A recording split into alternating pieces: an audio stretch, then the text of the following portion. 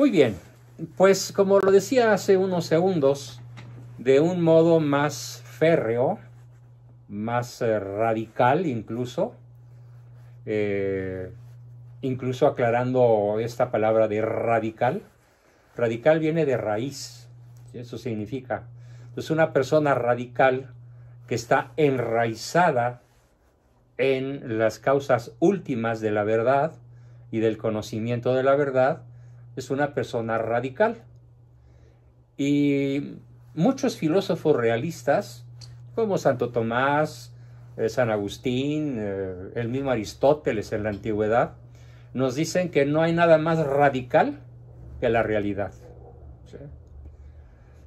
No hay nada más drástico, por ejemplo, que la ley de la gravedad o las leyes del mundo físico o del mundo químico. ¿Sí? Entonces, en ese sentido, lo que vamos a plantear es radical. Me voy pues en este tema de la fe como virtud, tanto sobrenatural como virtud adquirida por la propia razón humana, aclarando que ambas se encuentran en la cumbre. Una persona puede, como su servidor, tener desde muy tierna niñez, desde mi más tierna infancia, una radical formación de carácter filosófico y teológico, en mi caso a través de mis padres y abuelos, particularmente mi padre, un gran teólogo reconocido incluso por su santidad San Juan Pablo II, no se diga también por el Papa Ratzinger, aunque a mi padre no le tocó ver a Ratzinger como papa, pero sí eran muy conocidos, se carteaban, tenían comunicación, y el pensamiento filosófico y teológico de mi padre fue muy reconocido por este gran personaje, por Benedicto XVI. Todo esto explica una formación racional.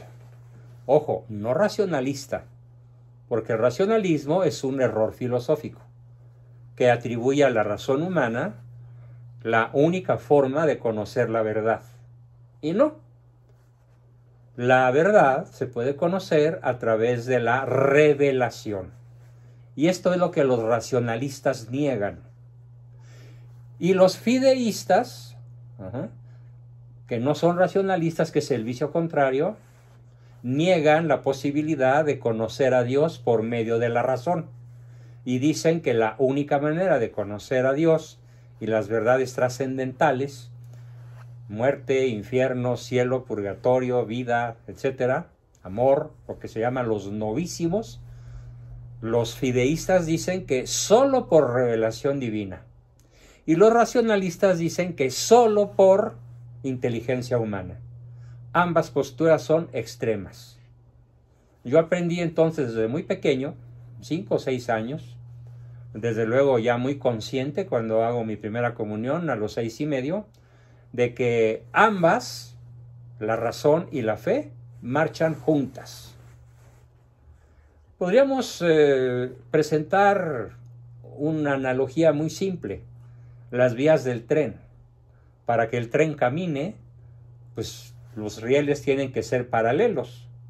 Imagínense ustedes unas vías del tren que se van estrechando.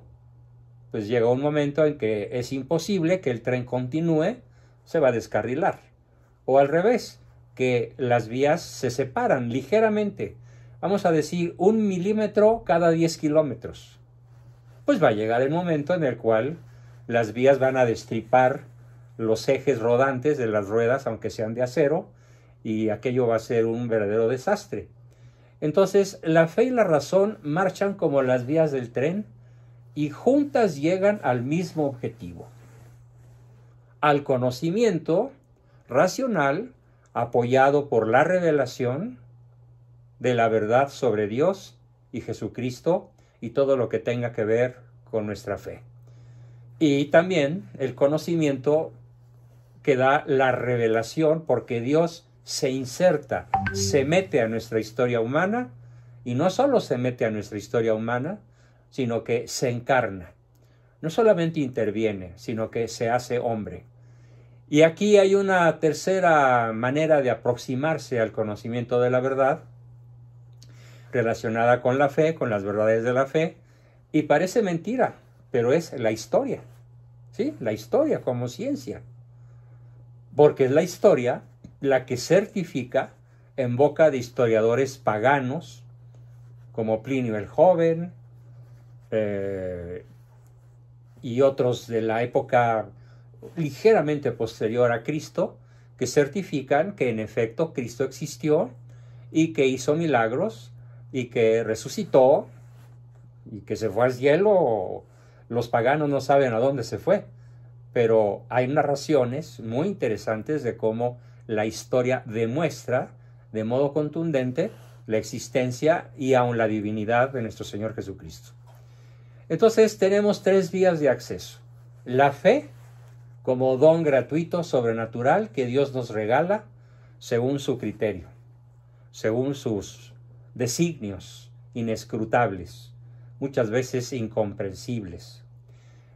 Primero. Segundo, la razón pura, la inteligencia, la capacidad de pensar, de razonar, de analizar, de concluir, de comparar, de deducir, a la cual inteligencia Santo Tomás la llama la vía regia para tener acceso al conocimiento de Dios. La vía regia para el conocimiento de Dios, dice Santo Tomás, es la inteligencia humana. Y tenemos, como si fueran poco las 2 vías anteriores, tenemos la historia. No la historia que narran los vencedores, no la historia deformada que se enseña, por ejemplo, en las desdichadas naciones latinoamericanas. Porque yo les aseguro, y esto lo sé por muchas vías, que los muchachos de la prepa y de la secundaria norteamericana conocen muchísimo más la verdadera historia de México que cualquier mexicano promedio.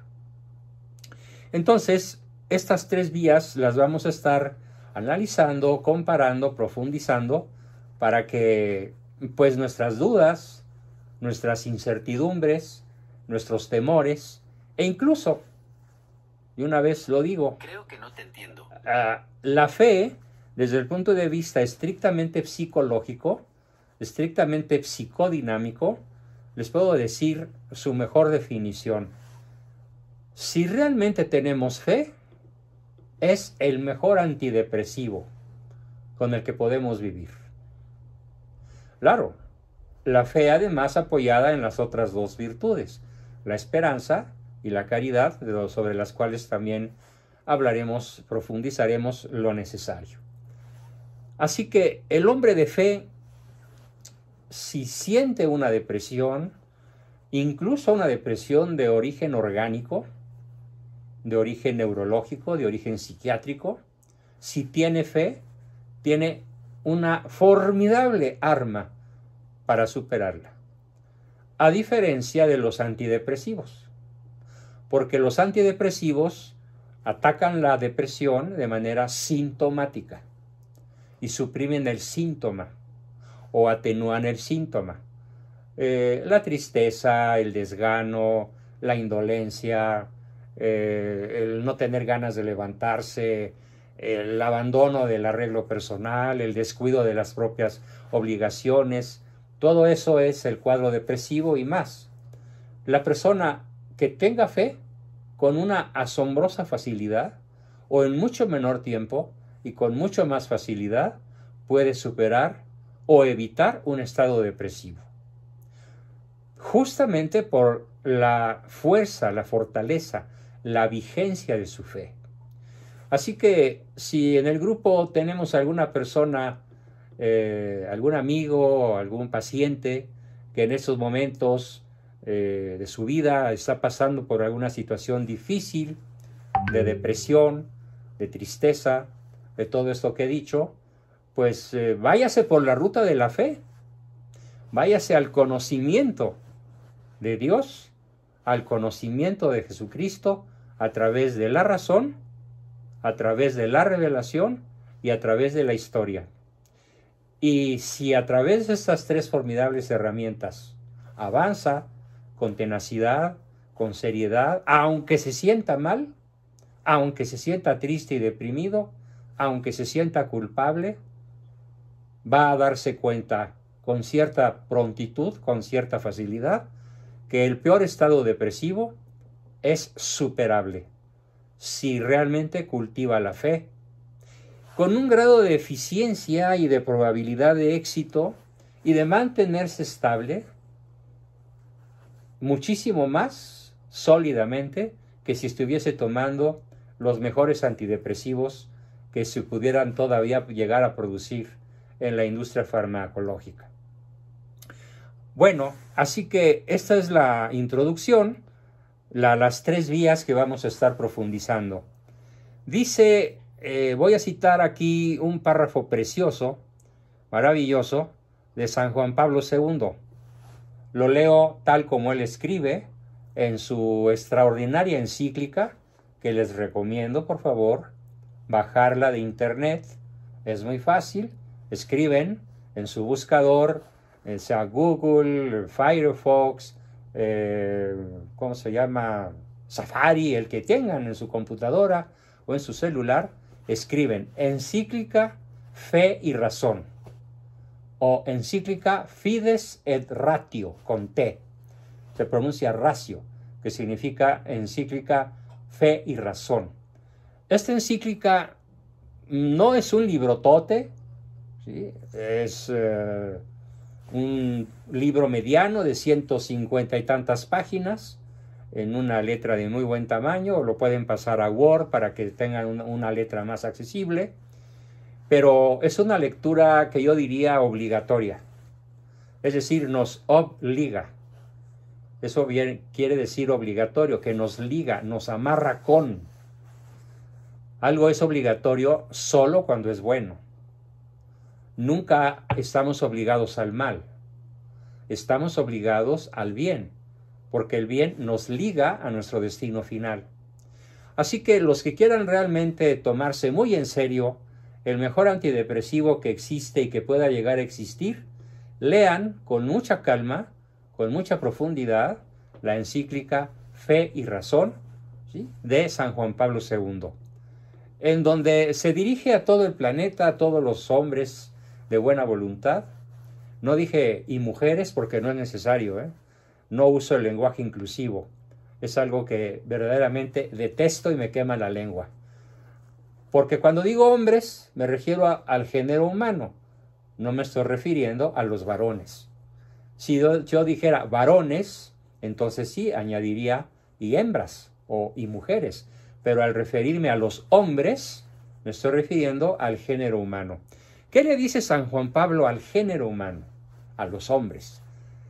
Dice, el pensamiento filosófico es casi siempre el único terreno de entendimiento y de diálogo con aquellos que no comparten nuestra fe.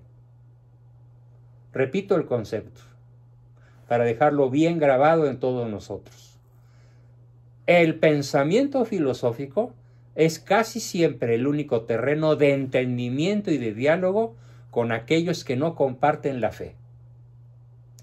Entonces, ¿cómo se puede discutir con un ateo? Racionalmente.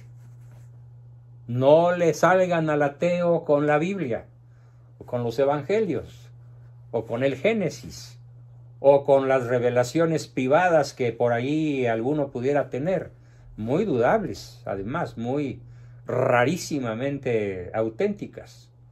No le salgan al ateo con el sentimiento. Es que yo he sentido a Dios en mi corazón. Oh, por favor, ¿sí? Eso no tiene ningún valor para el ateo. Lo puede tener para la persona que honestamente ha tenido experiencias místicas. Pero esas experiencias místicas son intransmisibles, sobre todo para una persona que no comparte nuestra fe. ¿Cuál es entonces, según el Papa San Juan Pablo II, cuál es la única manera de aproximarnos a las personas que no comparten nuestra fe? La inteligencia, el pensamiento filosófico, sobre el cual abundaré bastante a lo largo de estas sesiones en las que nos estamos enfocando pues a la fe.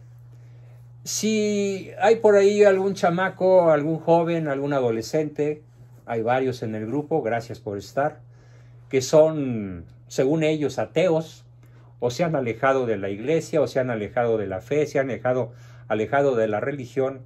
Lo único que les puedo decir es que se han alejado por ignorancia. Y la ignorancia tiene un papá y una mamá que se llama ociosidad y pereza. La ociosidad y la pereza intelectual producen la ignorancia. Y es una ignorancia culpable, porque la ociosidad, la vagancia y la pereza son vicios dominantes cuando uno les da permiso. Solo, dice Santo Tomás, algo verdaderamente formidable, solo los necios dicen que es falsedad todo aquello para lo cual su razón no les alcanza para entender. Más sencillamente, los necios llaman falsedad a todo lo que no logran entender. Y hoy tenemos una carretada de chavos de todas las edades y de adultos de todas las edades que, como hay cosas que no logran entender, simplemente las tachan de falsedad. Y es aquí donde tengo que ser muy honesto con el grupo y decir, cuando se rechaza una verdad a la cual se puede tener acceso a través de la inteligencia, muy probablemente la falla se origina en la pereza intelectual, que produce una ignorancia culpable y que llega a ser tan culpable como invencible. Es fundamental entender ese concepto. Así que yo los invito a sacudirse esa pereza de...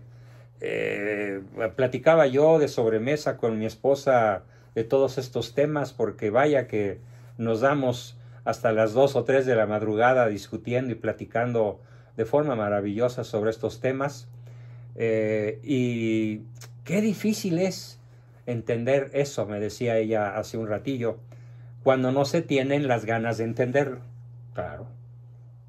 Qué difícil es entender algo complejo cuando no se tienen ganas o motivación interna para entender la enorme complejidad aparente de todo lo que vamos a plantear en el terreno de la fe, o en el terreno de la Biblia, o de los evangelios, o de la revelación. Claro, hay cosas, de una vez lo digo, hay cosas que la inteligencia no alcanza a comprender. Pero la persona inteligente, las personas más inteligentes, se distinguen por saber que no saben. Y las personas necias son las únicas que creen que hay que saberlo todo o que se puede saber todo. Nada tan necio como creerse saberlo todo. Y nada tan sabio como reconocerse ignorante de muchas cosas a las cuales la inteligencia o tiene un acceso esforzado, o tiene un acceso difícil, o tiene un acceso imposibilitado. Por ejemplo, la inteligencia no nos va a alcanzar para entender los dogmas, ¿no? Los dogmas de la fe católica, que son 44, o los dogmas marianos, que son 4, no se analizan a través de la razón pura. Se analizan, se estudian, se comprenden, se creen a través del estudio de la revelación. Y la revelación que está en los evangelios, que está en la Biblia, que está en el credo, que está en la tradición, el del magisterio de la iglesia, sobre todo en su magisterio infalible, es accesible a la razón. Y la razón comprende que hay razones que no comprende. Pero si eres tontito, eso no lo vas a entender. Si eres muy inteligente o suficientemente inteligente, te darás cuenta de que nuestra razón, si bien tiene alcances formidables, extraordinarios, en cualquier nivel, en cualquier ámbito del conocimiento, se va a topar con sus límites. Porque el único ser absolutamente inteligente, el único ser absolutamente eterno, absolutamente sabio y omnipotente es Dios. Y todos nosotros, los humanos, somos seres limitados, seres falibles, seres mortales, que alcanzaremos la inmortalidad bajo ciertas condiciones. Pero hay que entender entonces que si no unimos estas tres herramientas, la inteligencia, que es, como lo dice San Juan Pablo, casi siempre el único terreno con el cual podemos dialogar con el ateo, con el marxista, con el resfriado, con el alejado, con el incrédulo, con el budista, con el de la nueva era, con el supersticioso. ¿Sí? Así que por esa razón vamos a estar buscando entendernos racionalmente. Pero cuando la razón se topa con el misterio, por ejemplo, el misterio de la Santísima Trinidad, ese que nos dice que Dios es uno, un solo Dios verdadero, con tres personas. Dios Padre, Dios Hijo, Dios Espíritu Santo. Y no son tres dioses. Son tres personas y un solo Dios verdadero. ¿Cómo entendemos eso? Entendiendo que no lo entendemos. Entendiendo que ese dogma de la Santísima Trinidad es superior a nuestra inteligencia y solamente lo podremos comprender plenamente como Dios lo comprende si logramos pasar la raya en estado de gracia. Bien, así que los problemas más urgentes de la humanidad, todo lo que hoy son los grandes azotes del tercer milenio, corrupción, narcotráfico, desvinculación familiar, narcoadicciones, narcogobiernos, violencia cotidiana, pornografía, trata de blancas, etcétera, etcétera, etcétera, solamente pueden ser resueltos o podrían ser resueltos gracias a una franca y honesta colaboración con los creyentes o con los fieles de otras creencias, pero con un fundamento inicial en la razón, en la historia y finalmente en la revelación. ¿Por dónde entonces conviene empezar? Por la razón.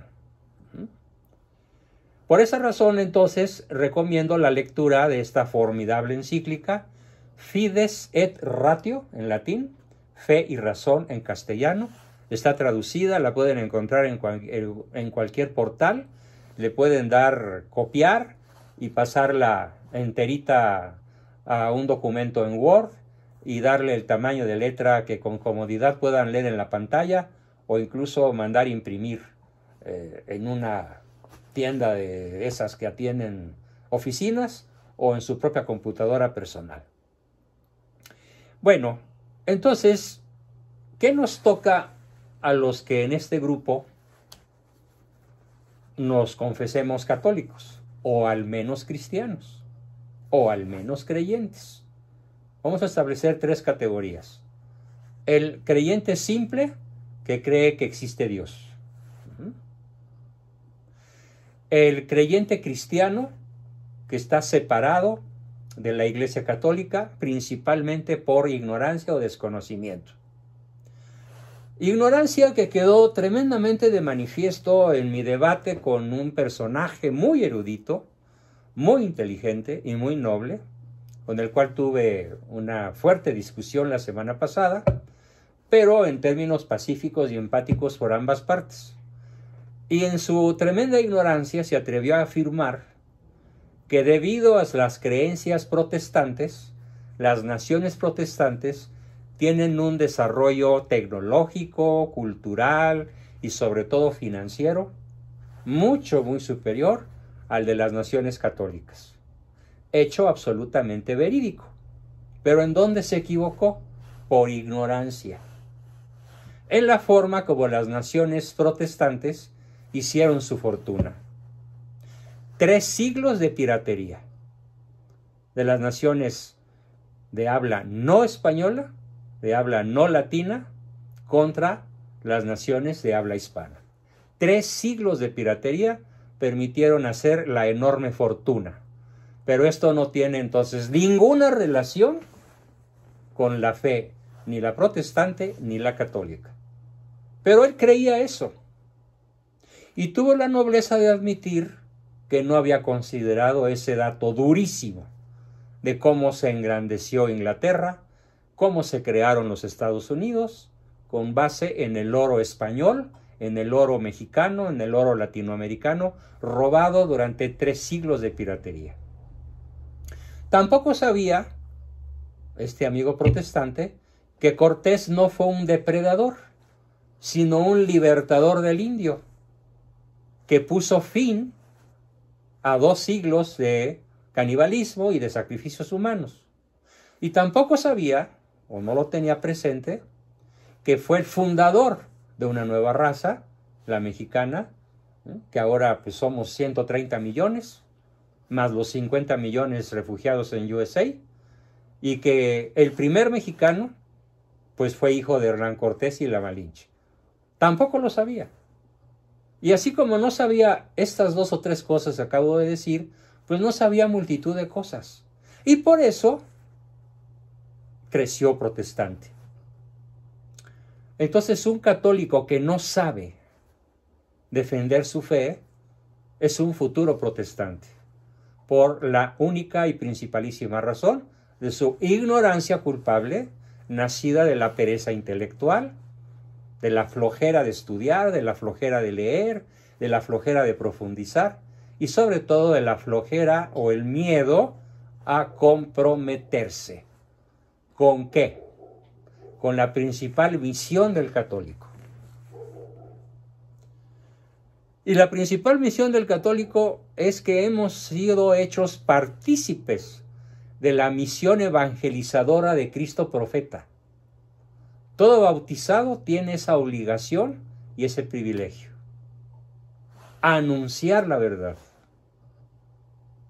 Los invito a hacerlo, pero claro, para poderla anunciar, primero la tenemos que conocer. Y esta es la razón de por qué dentro del proceso de convertirnos en la mejor versión de nosotros mismos, nos conviene descubrir esa misión maravillosa que es la de anunciar el verdadero evangelio. No el evangelio que cada quien cree, sino el evangelio que es. Hace un rato mi buena amiga Miriam Hernández me preguntaba que qué opino de los grupos de los 12 pasos. Y le platiqué, y ahorita que está ya todo el grupo lo comento, le platiqué que he hecho críticas muy fuertes, muy acres, muy duras, a este tipo de grupos, sobre todo a ese paso, que creo que es el paso número 2, donde dicen, y encomendé mi vida a un poder superior, como cada quien lo concibe. No, señores, el poder superior no es como cada quien lo concibe. Eso es una marihuanada, es un viaje con cocaína y de la pura. Porque Dios es el que es, no el que te imaginas que es. Y este amigo protestante tuvo la nobleza de reconocer abiertamente que una desventaja en el mundo protestante es que cada quien tiene su propia teología. Cada quien, así lo dijo. Nuestra desventaja frente al católico es que nosotros tenemos cada quien nuestra propia teología. Bueno, es como si cada quien tuviera su propia física, ¿sí? O cada quien tuviera su propia química. Y dijera, si junto un gas combustible con un comburente y pongo una flama, no pasa nada, ¿no? Tremendo estallido que le puede costar la vida. Así es tener cada quien su propia teología. Pretender hacer mezclas que son absolutamente irracionales. Es el mejor ejemplo que puedo dar de ese mundo absurdo en el cual ha crecido algo verdaderamente monstruoso. La equivalente a la Secretaría de Gobernación, que así se llama en México. En los Estados Unidos creo que se llama Secretaría del Interior o Secretaría del Gobierno o algo así. Bueno, la Secretaría de Gobernación equivalente en los Estados Unidos reconoce la existencia de 500,000 de fes protestantes. 500,000 de iglesias. Cada quien tiene la suya. Ahora sí que el menú, imagínense, para escoger en una carta de 500,000 y además con la patética ocurrencia de que cada quien cree que tiene teléfono rojo directo con el cielo. No, señores, así no son las cosas. El teléfono rojo directo con el cielo lo inventó el Señor Jesucristo en el momento que nombró a Pedro el sucesor indefectible de una iglesia que ya dura 2000 años. La única que tiene el depósito de la verdad completa. Todas las demás podemos decir que es como ese grupo de personas que están encerradas en una jaula completamente oscuras, una caja negra, y están tocando un elefante. Alguien toca la cola, alguien toca la piel, alguien toca los colmillos, alguien toca la panza, alguien está sentado en el lomo, pero nadie ve el elefante completo. Así son las sectas. Son segmentos, sectas, que se han ido desprendiendo de la iglesia original. Y como dice San Juan Pablo, la verdad que estoy en estos momentos predicando, para que todos alcancemos la mejor versión de nosotros mismos, es tan importante vivirla que no importa que volvamos a ser únicamente 12. No importa. Porque muchos se van a enojar cuando vean que la verdad es una santa, católica, apostólica, indefectible e infalible. Y nos toca, en virtud de la misión que Cristo nos dio, ¿sí?, la responsabilidad de que esta verdad significa también amarla, conocerla y difundirla, sobre todo con las personas más cercanas a nosotros mismos y a todos los demás con toda su fuerza salvífica, en todo su esplendor, con toda su profundidad y toda su sencillez, juntamente. Aquí junta 4 términos San Juan Pablo: fuerza salvífica, esplendor, profundidad y sencillez de la fe católica, que además católica quiere decir universal.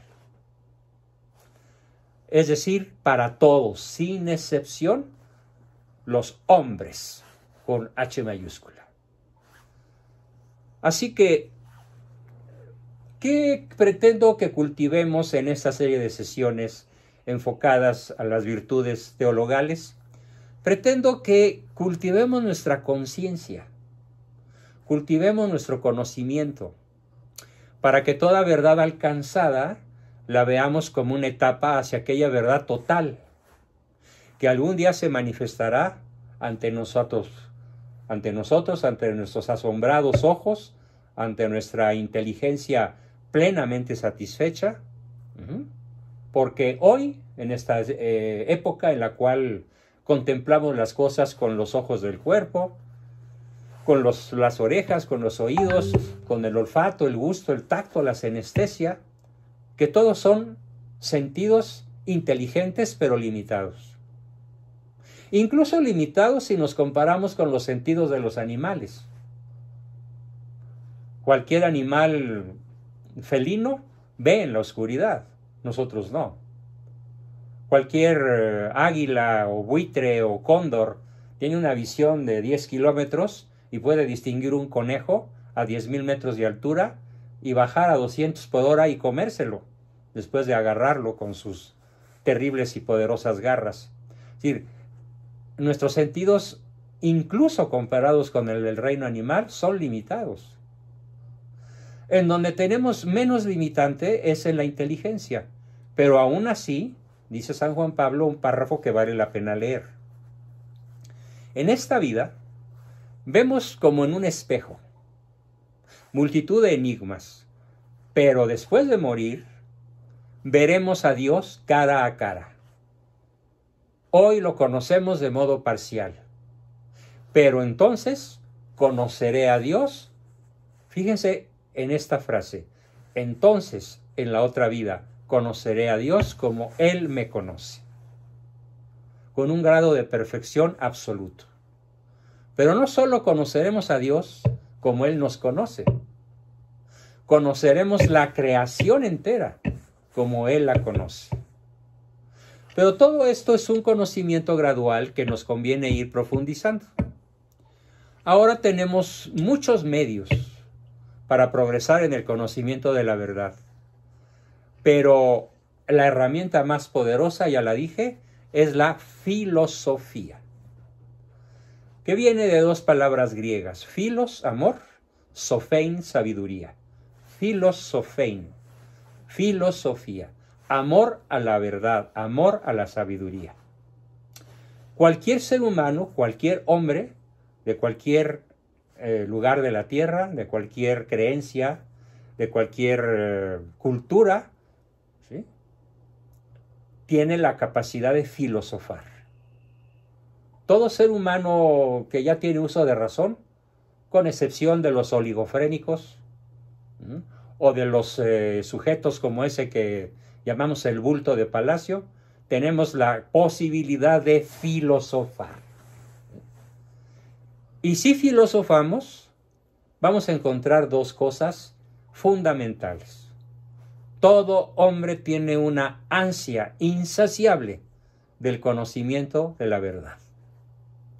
No importa si eres chino, japonés, ruso, mexicano, tarasco, azteca, totonaca, o habitante de la Pampa Argentina, o de las llanuras de Siberia. Si eres hombre, tienes una hambre feroz, terrible, insaciable del conocimiento de la verdad. Lo cual nos plantea la gran pregunta: ¿y qué es la verdad? Bien, tendremos la obligación de contestar este tema, ¿y qué es la verdad?, dentro de ese terreno que nos señala San Juan Pablo, para poder dialogar con el ateo, con el creyente de otra fe, con el alejado, con el resfriado, con el rebelde, con el chavo disidente que le encuentra aburrido ir a misa y que por eso se alejó de la iglesia. ¿Cuál es la herramienta que nos va a unir? La filosofía, a través de esa primer vertiente, la búsqueda de la verdad, la conquista de la verdad. Tema sobre el cual alguna vez he dado alguna sesión, pero ahora toca realmente plantearla con toda la formidable grandeza y profundidad que la plantea San Juan Pablo II en su no menos formidable encíclica Fe y Razón. ¿Y cuál es la segunda hambre que nos iguala, que nos hermana, que nos coloca en el mismo terreno a todos los seres humanos sin excepción, incluyendo a los degenerados, a los esquizofrénicos, a los perversos, a los malvados, a los masones, a los que tienen a México destrozado y cada día peor? ¿Qué es lo que nos iguala a todos?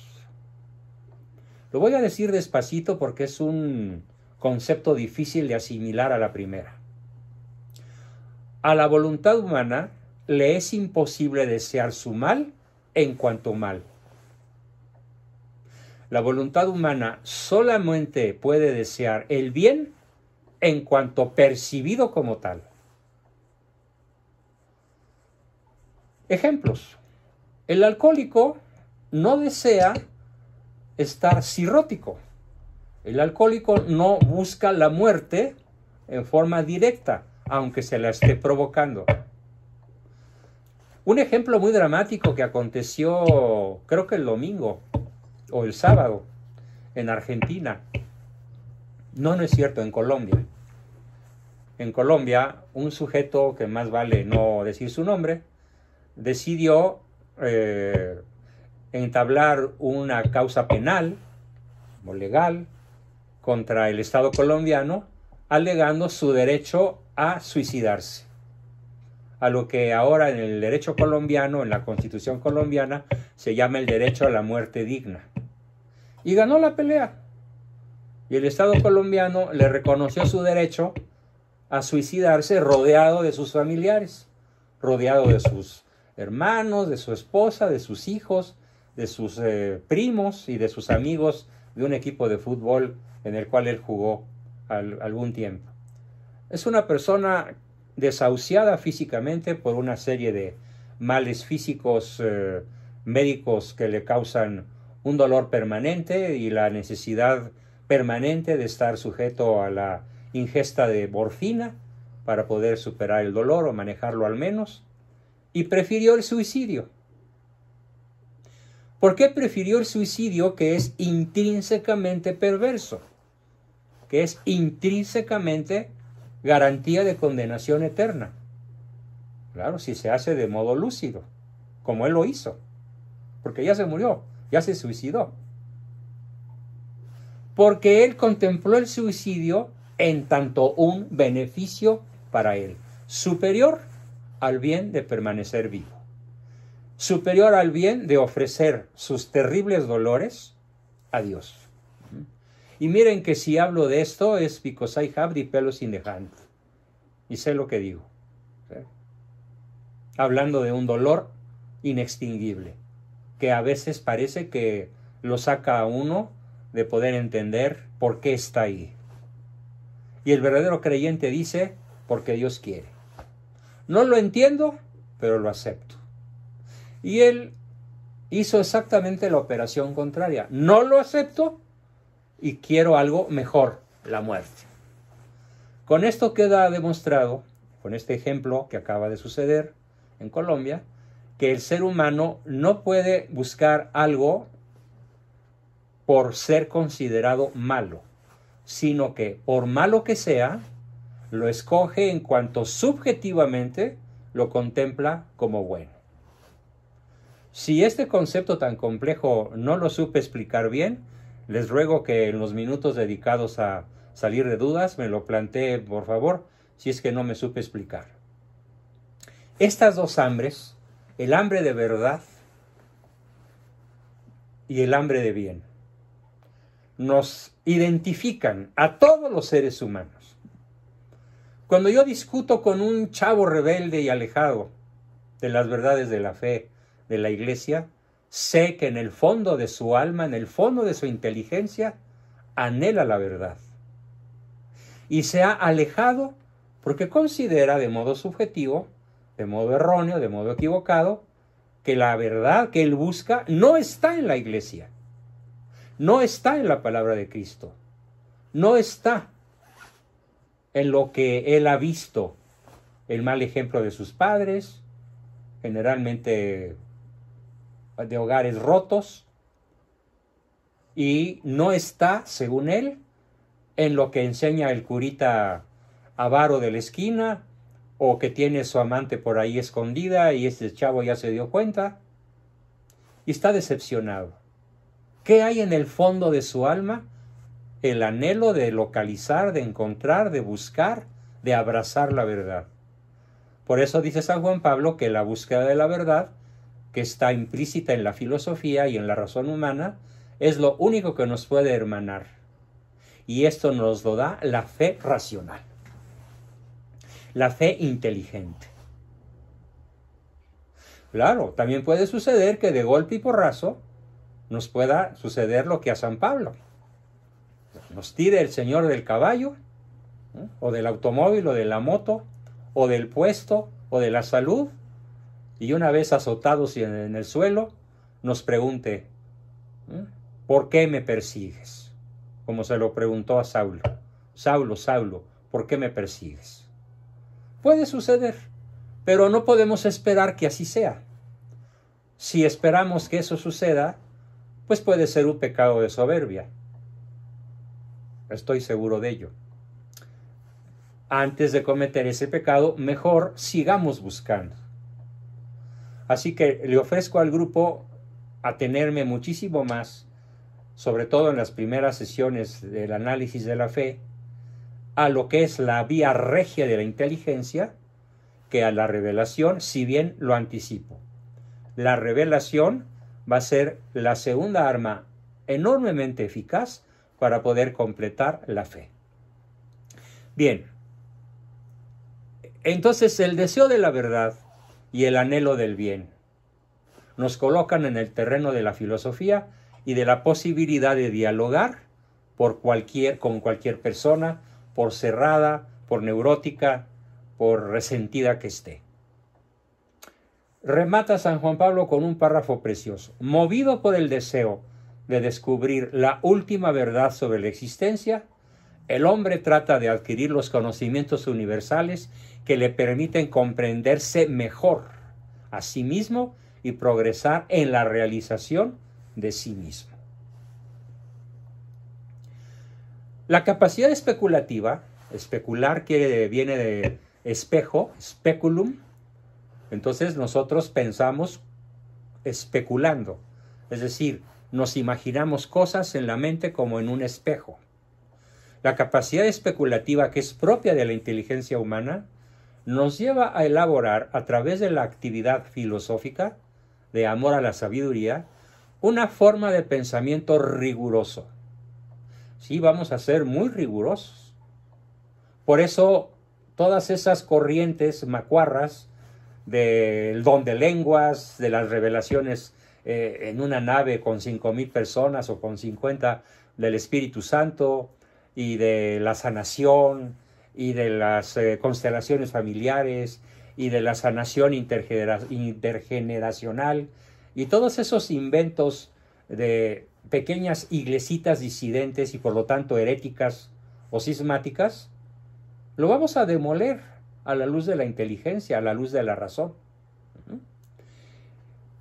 Así que, como dice San Juan Pablo, es una forma de pensamiento riguroso para poder construir con coherencia lógica las afirmaciones y el carácter orgánico de un saber sistemático que nos permita entender el fin último de nuestra existencia, que es el conocimiento y la posesión de Dios, no como cada quien se lo imagine, sino como Él es.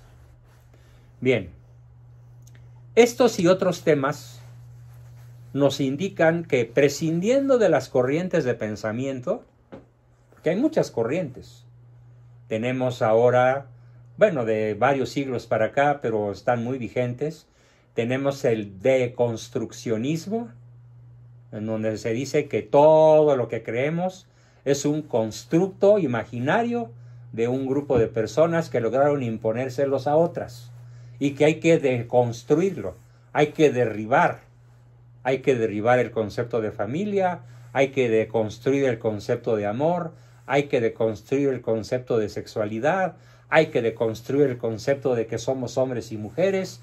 No, el deconstruccionismo o desconstruccionismo es una de tantas corrientes que dice San Juan Pablo, prescindiendo de estas corrientes de pensamiento, deconstruccionismo, relativismo, hedonismo, materialismo, positivismo, que no consiste en pensar positivamente. El positivismo filosófico es que solamente vamos a creer aquello que podamos ver, tocar, oler, medir y pesar. No, es un positivismo absurdo, porque la inteligencia humana no necesita utilizar los órganos de los sentidos para hacer deducciones ciertas en el mundo de la filosofía. Entonces, prescindiendo de las corrientes de pensamiento, de las cuales acabo de citar 6, existe un conjunto de conocimientos en los cuales es posible reconocer una especie de patrimonio espiritual de la humanidad. ¿Cuál es ese patrimonio espiritual de la humanidad? En síntesis, el apasionamiento en la búsqueda de la verdad y el apasionamiento en la conquista del bien. Esas dos cosas nos unen. Y basándonos en estas dos cosas, habremos, en estas dos herencias patrimoniales de la humanidad, habremos de construir una fe racional, una fe revelada y una fe histórica. Es como si nos encontrásemos con una filosofía implícita. Si ya está implícito en nosotros la búsqueda del bien, que aunque estemos buscando algo que es malo objetivamente, el robo, el narcotráfico, el poder mal habido, la mujer ajena, la mentira, la corrupción, lo vemos en cuanto bien. Lo consideramos un bien y por eso lo anhelamos y por eso nos corrompemos y por eso somos capaces de matar. Cuando una persona mata a otra, no la mata en cuanto acto malvado, la mata en cuanto acto deseado, como un bien subjetivo. Así pues, invito a todos a que, basados en eso que es nuestra herencia común, nuestra filosofía implícita, nos preparemos a dar el salto racional al conocimiento de Dios. Voy a anunciar entonces cuál va a ser el tema de la próxima sesión. La búsqueda racional, la búsqueda inteligente de la existencia de Dios. Vamos a conocer a Dios a través de la razón pura, a través de ese patrimonio universal en el cual tanto insiste San Juan Pablo, que es el comienzo de todo diálogo inteligente sobre ese tema tan candente. Y así es como vamos a conocer las 5 vías de acceso al conocimiento de Dios, planteadas desde la más remota antigüedad por el mismo Sócrates, cuando dijo: causa de las causas, apiádate de mí. Después lo perfeccionó Aristóteles. Él ya encuentra varias causas, además de la que localizó Sócrates. Y después es perfeccionado de una manera formidable y maravillosa por lo que Santo Tomás llamó las 5 vías de la inteligencia humana para descubrir la existencia de Dios. Ojo, no dije su esencia, que permanece inaccesible a la limitada inteligencia humana. Nunca vamos a poder descifrar el enigma de cómo el misterio, de cómo Dios es uno y trino a la vez, de cómo es un solo Dios con 3 personas. Eso no está sujeto al acceso intelectual.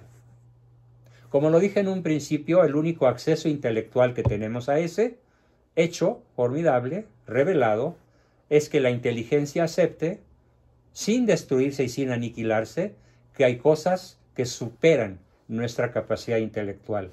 Pero cuando hablamos de la existencia, no de la esencia, sino de la existencia, la inteligencia tiene un acceso pleno, un acceso absoluto al conocimiento de Dios. Y es así como vamos a manejar de una manera lo más didáctica, lo más profunda, lo más participativa posible, las 5 vías de Santo Tomás de Aquino. Son 5 modos mediante los cuales vamos a tener acceso a una certeza indestructible sobre la existencia del Dios único, al cual nos conviene no solamente creer, sino ante todo, como lo vamos a hacer, conocer. Entonces no los estoy invitando en esta próxima sesión que tendremos de hoy en 8, Dios mediante, a tener una fe basada en la Biblia. No, espérense. Una fe basada en el credo. No, espérense. Una fe basada en las revelaciones particulares que cada quien pueda tener, o en las revelaciones de alguna tía o abuela o pariente piadoso o místico. No, espérense, eso tampoco va por ahí. Primero vamos a agotar nuestra herencia común de toda la humanidad, la inteligencia racional. Y cuando ya no nos quepa la menor duda intelectualmente, entonces pasaremos al terreno de la revelación y al terreno de la historia. Bien, pues esa fue nuestra sesión de hoy y damos paso a unos 20, 25 y hasta 30 minutos de preguntas, comentarios, etcétera. Y ya tenemos aquí 2 que se aborazaron. Ricardo, adelante, por favor. Comienza.